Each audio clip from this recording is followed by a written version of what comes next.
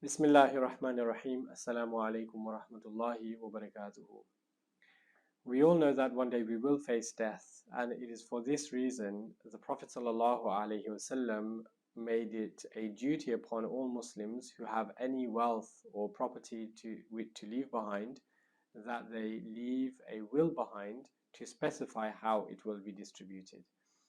Writing a will is a very important matter which is neglected in our community, because really in our hearts of hearts we feel we will have a long life. We all think that we will live for a long time, and therefore there's no urgency in preparing a will. But we all know the reality is that we can die at any moment. Allah Almighty is in charge of life and He's in charge of death. He can cause us to die tomorrow, the next day, or any day thereafter. And therefore, it is our responsibility to ensure that we are fully prepared for when that time occurs. Writing a will is part of that preparation. In English law, it isn't obligatory to write a will. And if somebody passes away without a will in place, then the rules of intestacy apply. What that means is where somebody has an estate, belongings, homes, properties, or wealth, which are left behind, then the state has certain rules about who will receive that wealth and how much they will receive.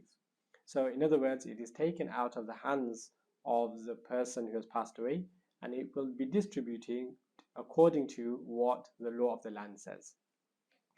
In Islam, we of course know that there are clear rules about inheritance, about who receives what share of the leftover wealth of a person who has passed away.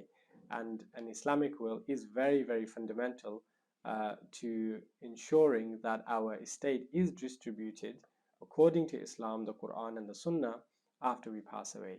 In a very simple Islamic will, the structure will simply state that, to start with, the funeral costs will be deducted from the estate. Then there will be debts, whatever they are, will be settled. The third thing is that up to a third of the estate can be given away at the discretion of the deceased person. So if they have a particular friend or particular charity that they wish to donate to from their leftover wealth, then they are entitled to give up to a third of their wealth away to whomever they wish. But then after that, then the Islamic will would specify that whatever is left behind is then distributing according to Islamic law. Inheritance laws have been specified and detailed in the Quran more than most other laws. And the reason and the wisdom behind Allah Himself specifying those laws is to ensure that the property and wealth of the dunya is distributed fairly amongst the surviving relatives of that person who has passed away, and also to protect and prevent disputes arising after our death.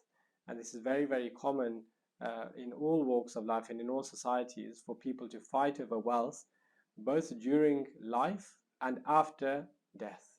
In that, when somebody we know passes away, there's often a dispute amongst the family members, the children, the siblings, about who should get and have the benefit of the leftover property and wealth. And to avoid those disputes, it is important that we have a will in place so everybody is clear about what shares they receive. Assalamu alaikum wa rahmatullahi wa barakatuh.